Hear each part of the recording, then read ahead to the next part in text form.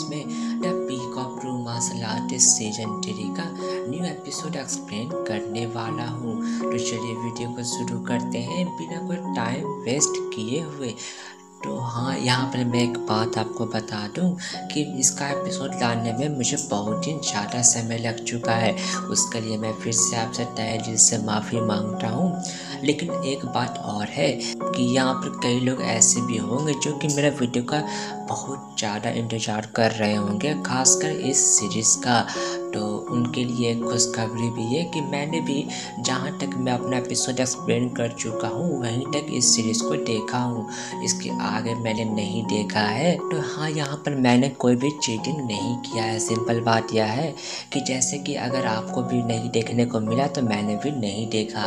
तो चलिए यह सब बकवास बाद में करेंगे, वीडियो को शुरू करते हैं बिना कोई टाइम वेस्ट किए हुए। तो इसके पहले के एपिसोड में मेरे ख्याल से मुझे भी याद नहीं आ रहा है उतना अच्छा खासा। आप लोग को याद होगा कि हुआ क्या था। तो हुआ यह था कि जो हमारा मेन कैरेक्टर नीफेंग था, उसने जब वहाँ पर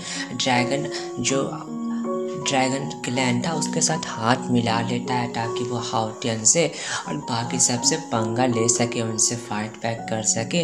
लेकिन उसका तबीयत बहुत ख़राब था। तो वहाँ पर जो सॉर्ड स्प्लिट वो उसका मदद करती है।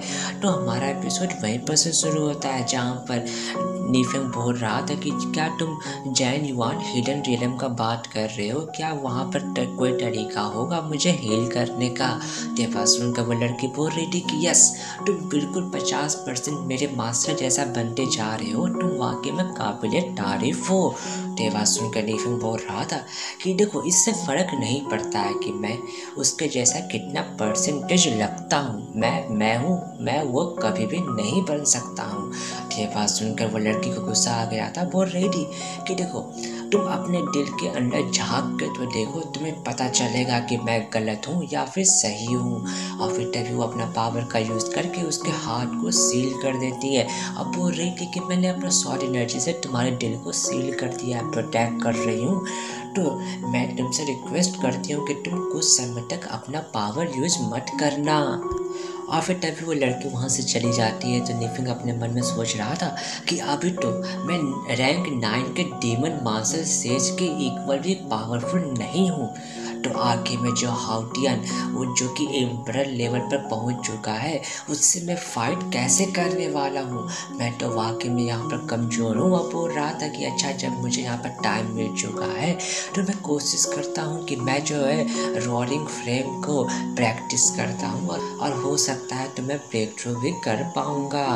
और फिर तभी हमारा सीन चेंज होता है जहाँ पर हम देखते हैं कि वो तीनों बैठ के वहाँ पर चाय का लुत्फ उठा रहे थे कि तभी वहाँ पर युआन हिडन रियलम में जाना चाहता हूँ, तो क्या तुम? तो ये बात सुनकर मिस युआन बोल रही थी कि चिंता ना करो, मैं सूरा सिटी नहीं जाने वाली हूँ और तुमने मेरा जान कई बार बचाया है, तो कम से कम एक बार तो चांस हमें भी लेकर देखो, हम इस चीज़ को कैसे रीपे करते हैं।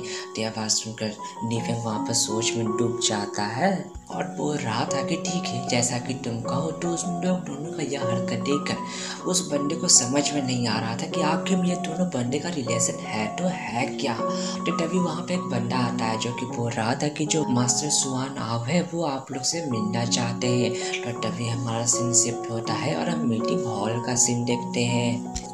तो तभी वहाँ पर ड्रैगन क्लैन का मास्टर बोल रहा था कि देखिए नीफेंग, हम लोग यहाँ पर आपको यह बात डिस्कस करने के लिए बुलाए हुए थे कि आखिर में हम लोग हॉटनेस से कैसे निपट सकते हैं। लेकिन मेरे ख्याल से उससे पहले जो ब्लू ऑर्चिड फ्लावर है उसको फाइंड आउट करना ज़्यादा ज़रूरी है। ये सुनकर नीफेंग बोल रहा था कि आप बेफिक्र हो जाएं, हम लोग दोनों काम एक साथ कर सकते हैं।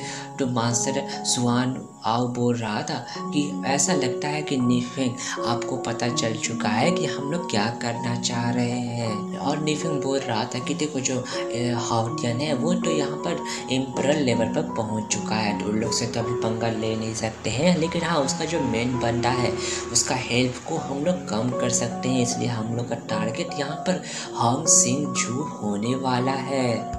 तो तभी ये बात सुनकर वो मास्टर आओ जुआन बोल रहा था कि हाँ, तुम्हारा बात बिल्कुल सही है, मैं इसमें तुम्हारा साथ देता हूँ, लेकिन तुम एक बात भूल रहे हो कि देखो जो इस जगह का सीन है, यहाँ पर 4 डीमन क्लैन मौजूद है। एक हम लोग का क्लैन, एक ब्लडी वुल्फ क्लैन, तीसरा द माइरेड ब्लूसम क्लैन और चौथा द नॉर्थर्न टाइगर क्लैन।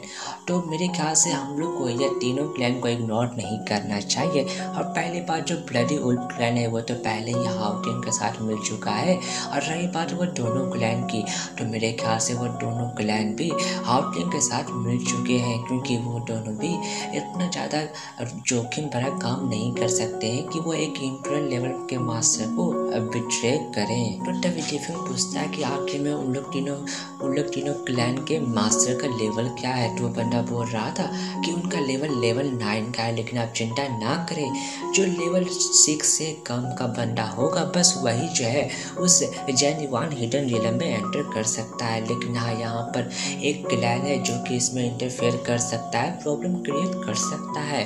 तो दूसरा बंदा बोल रहा था कि वो क्लैन आखिर में उसने जो है लगभग कितने सालों से यहाँ के ट्रेजर पर नज़र नहीं दौड़ाया है, तो मेरे ख्याल से वो जो है इसमें नहीं आने वाले हैं।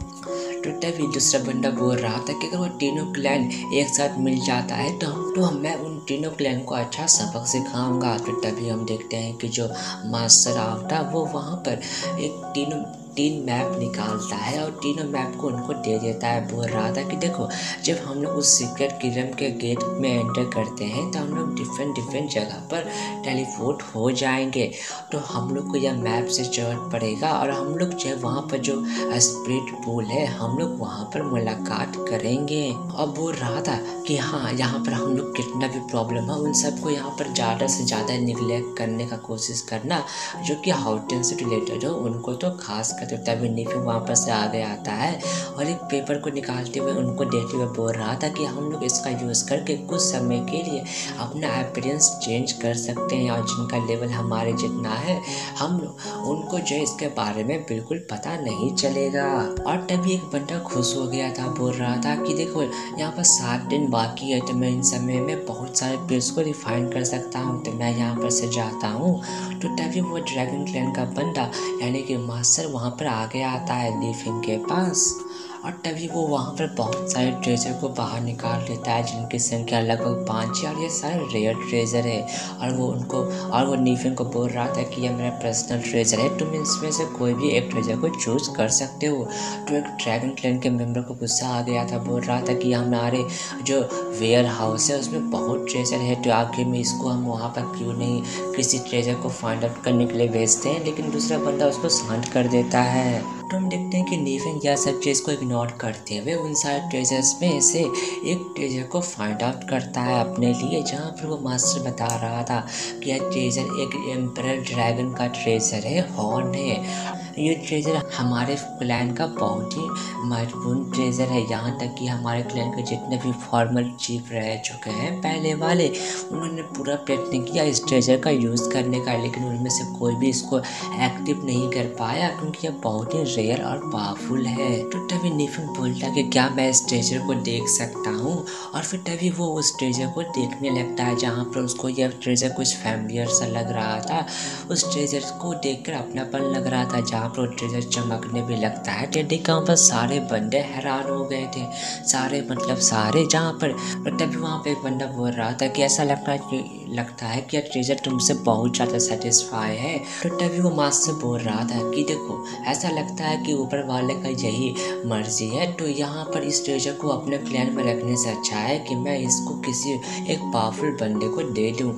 और फिर तभी वो सारे ट्रेजर को रख लेता है। ट्रेजर देख कर उस ड्रैगन क्लैन के मेंबर को गुस्सा आ गया था, और फिर वहाँ पर गुस्सा होते हुए वहाँ से चला जाता है। तो तभी उसका ये हरकत देखकर वहाँ पर नीफिंग और उसको दोस्त को हैरानी होता है, और बोल रहा था कि आखिर में यह ह्यूमन से इतना नफरत क्यों करता है। ये बात सुनकर वो मास्टर आप बोल रहा था कि इसमें इसकी कोई गलती नहीं है, अगर इसके जगह कोई और भी होता, यहाँ तक कि मैं भी, तो मैं भी ऐसा ही करता, क्योंकि इसके आंखों के सामने इसकी मदर के स्किन को बाहर से नोच के निकाल दिया गया और उसकी माँ को बहुत टॉर्चर किया गया था ह्यूमंस के द्वारा। और तभी हम देखते हैं कि उन लोग वहाँ पे और भी कुछ बात करना चाहते थे, लेकिन उस मास्टर का तबीयत ख़राब होने लगता है पॉइजन होने के कारण। जहाँ पर वो मास्टर आप बोल रहा था कि देखो अब जब हम लोगों ने एग्रीमेंट कर लिया है तो अब हम लोग इस मीटिंग को यहाँ पर ख़त्म करते हैं।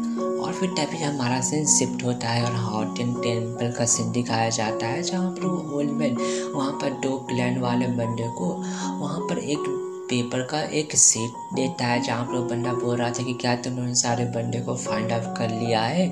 तो वो ओल्ड मैन बोल रहा था हाँ। तो बंदा बोल रहा था कि चिंता ना करो, हम लोग का हेल्प से तुम उन सारे बंदों से छुटकारा पा लोगे और वो सारे बंदे वहाँ पर से जीवित वापस नहीं आ पाएंगे। और इसी के साथ हमारा एपिसोड यहीं पर ख़त्म हो जाता है।